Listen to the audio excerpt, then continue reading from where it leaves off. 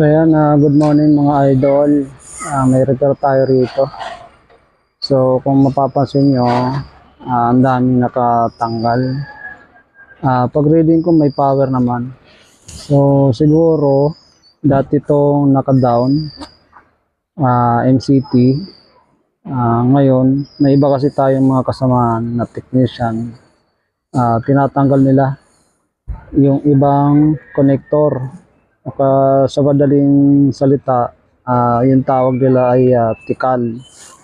Ngayon, ito ang problema rito. Once na bumalik na yung connection, hindi gagana yung mga connection ng ibang customer dahil nga nakatikal yung mga connector. Ayan, mapapansin nyo. Ayan, readingan natin. Ayan, mag-reading tayo ng isa.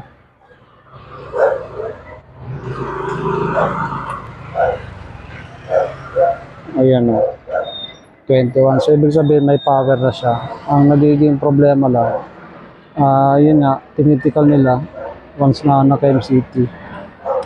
Kaya yung mga kilala kong sa korpo na sila yung gumagawa ng MCT, nagagalit kasi nga may mga naabutan silang lap na nakatanggal lahat ng connector.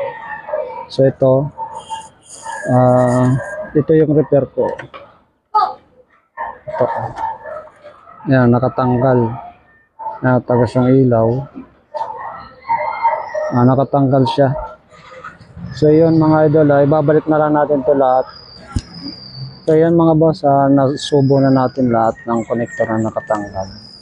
So may bakanting isa. Hindi ko alam kung may laman na yan o tanggal lang. May isa pa ako napansin na problema. Ito naka-direkta. Hindi naman nilusot dito sa butas sa ilalim. Dalawa pa. Nako. So ito na lang yung ayusin natin. Total ito yung isa sa atin. Repair natin. Naka-rekta. So ayusin na lang natin itong dalawa.